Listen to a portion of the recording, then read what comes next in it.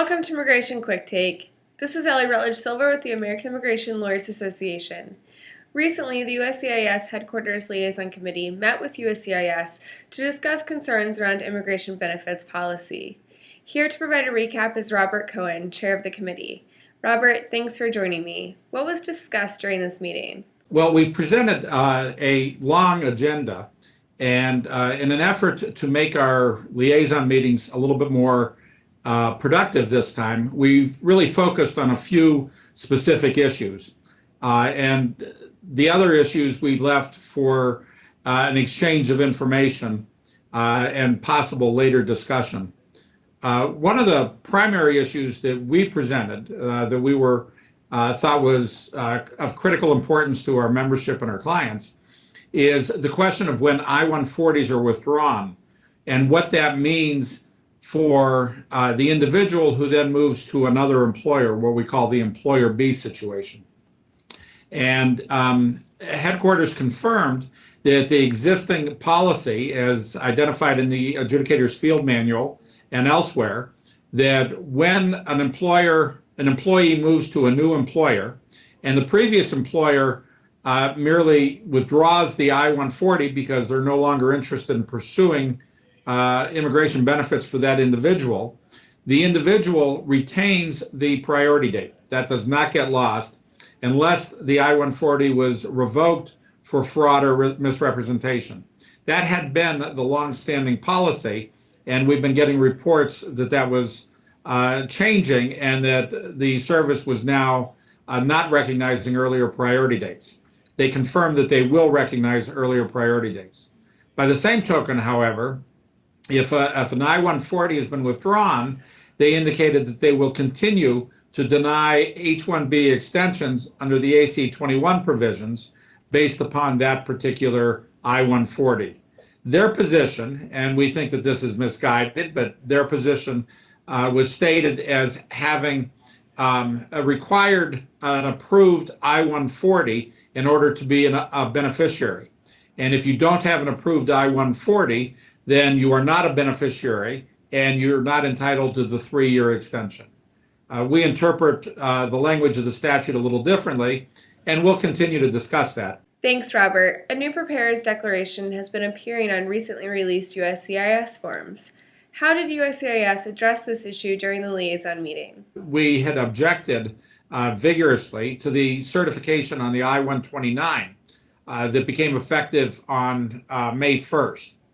And we indicated that because the I-140 required the preparer to certify that all information came from the petitioner, when in fact most of it comes from the beneficiary, that that was not an appropriate certification, and many lawyers, myself included, refused to sign that certification.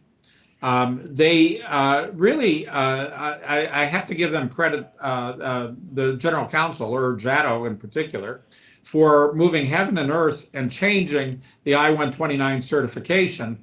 I think it was effective August 11th that was changed, which is really pretty record time.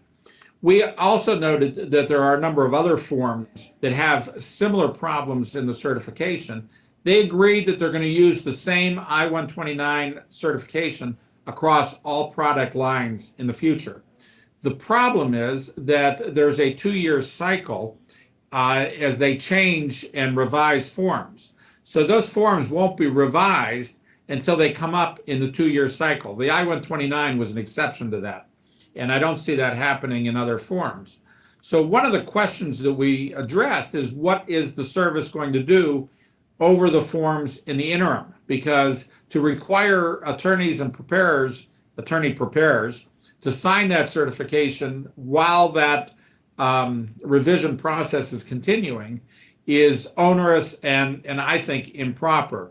The answer was that they will require attorneys to sign the certification without modification, but after our vigorous objection to that, they did agree to take it under advisement. What I'm going to do is to use the certification that they have said will be the revised certification, and to go forth with that one. I think that any case that's denied because a lawyer refuses to sign a certification that contains inaccurate information or falsity should be brought to the attention of federal courts. And I would encourage members to bring those cases to our attention and to not hesitate to take that to federal court when appropriate. What are some other committee goals, and how can AILA members help to achieve them? The primary goal of our committee is to advocate for policy where we think that it's appropriate. The I-140 is a good example. The forms are also a good example. Another example was CARP cases. CARP is the Controlled Application Review and Resolution Program. This is a program that the ACLU made known with their report a couple of years ago. And it's essentially where they take cases where they think that there's a security issue, but they're not sure. And they put it through God knows what, where it's on hold for extended periods of time. We presented a number of examples to them, and they said that they would get back to us, and we would discuss that on another occasion. Members have been very helpful in continuing to send us examples of CARP cases. And when we put out those requests for examples, and you see them usually in the AILA 8 and often on AILA.org for particular kinds of cases, please respond, because that helps us put those issues into perspective, and we can advocate for policy based upon those examples. Thanks, Robert, for joining me. For the rest of you, please stay tuned for more updates from the American Immigration Lawyers Association.